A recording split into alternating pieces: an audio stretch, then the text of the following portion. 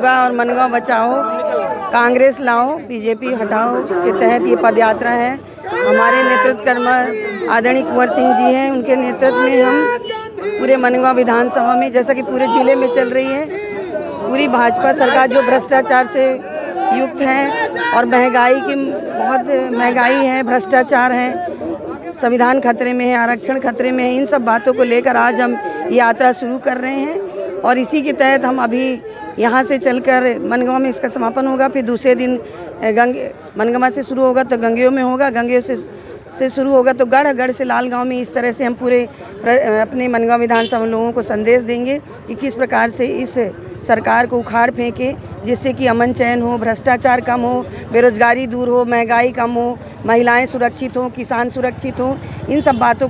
तो अगर कांग्रेस में आते हैं तो लोगों को उससे क्या लाभ होगा और आप लोगों की भलाई के लिए क्या कार्य करेंगे? देखिए, कांग्रेस के जो हमारे मुखिया हैं माननीय कमलनाथ जी ने तो अपनी 5 सौगातों को बार बार बताया जा रहा हमारे कार्यकर्ताओं के द्वारा कि जब हमारी कांग्रेस पार्टी की सरकार बनेगी तो 500 रुपये का सिलेंडर देंगे, 1500 रुपये नगद देंगे और 100 यूनिट बिजली माफ़ होगी और 200 यूनिट हाफ होगी, किसानों का कर्जा माफ़ होगा, पेंशन पुरानी पेंशन बहाल की जाएगी और अमन चैन होगा। सबसे बड़ी बात है बेरोजगारी दूर होगी, क्योंकि 1.5 साल की जब पिछली अभी सरकार बनी थी तो बैकलॉग की भर्तियां हुई हैं हमारे मध्य प्रदेश में। ST SC OBC की जो भर्तियां थी वो हुई हैं और किसानों का भी कर्जा माफ़ हुआ है। और आप सब जानते हैं कि जो इस समय प्रदेश की हालत है, न किसान खुश है, वो कर्जे में दबा हुआ है। ऐरा प्रथा है जो इतनी बड़े पैमाने पर है, किसान अपने मेहनत मशक्क़त का जो थोड़ा बहुत बचा के रखता है वो सब ले जाके खेत में डाल देता है और ऐरा के कारण पूरा वो सब सत्यानाश हो जाता है, पूरा चर लेते हैं। तो आज तक सरकार को, जब मैं विधायक थी 2013 से 18 के बीच में, तब भी मैंने विधानसभा में क्वेश्चन किया था कि हमारे प्रदेश की सबसे बड़ी समस्या है कि हमारे प्रदेश में ऐरा पशु बहुत ज़्यादा हैं। इसके लिए कोई ना कांजी हाउस बना, ना कोई गौशालाएँ बनी, ना अलग से कोई प्रबंधन किया गया।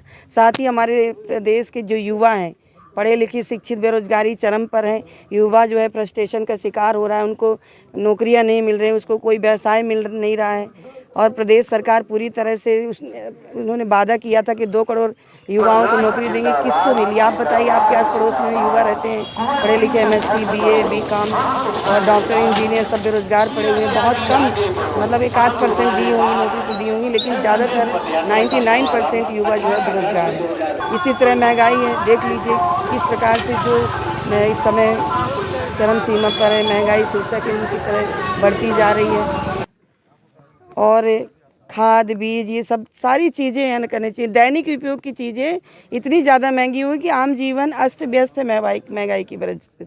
और भ्रष्टाचार की जो गिनती है, अगर मैं शुरू करूँगी तो सुबह से शाम तक बीत जाएगा, लेकिन भ्रष्टाचार की गिनती कम नहीं होगी। चाहे व्यापम घोटाला, पटवारी घोटाला, शिक्षक घोटाला और बहुत सारे घोटाले आप सब अच्छे जानते हैं। इसी तरह से और भी बहुत सारी समस्याएं हैं।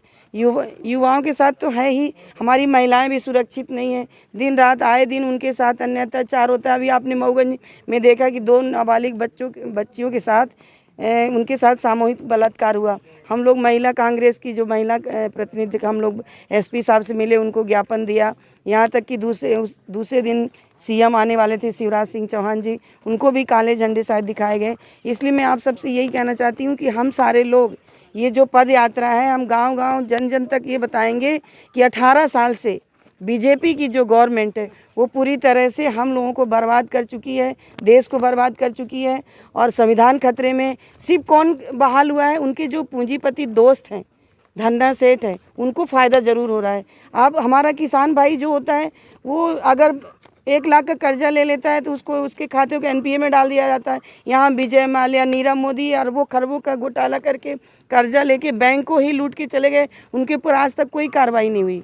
तो मेरा कुल मिला के ये कहने का मतलब है कि अब पूरी तरह से हम सब लें और का संकल्प ले लिया और जन जन तक हम लोग जा रहे हैं। ये हमारी जो पद यात्रा है, इसको पूरी तरह जन जन तक बताएंगे कि इस प्रकार से बीजेपी सरकार को इसको उखाड़ फेंकना है, तभी हमारे देश की तरक्की और खुशहाली होगी। हमारा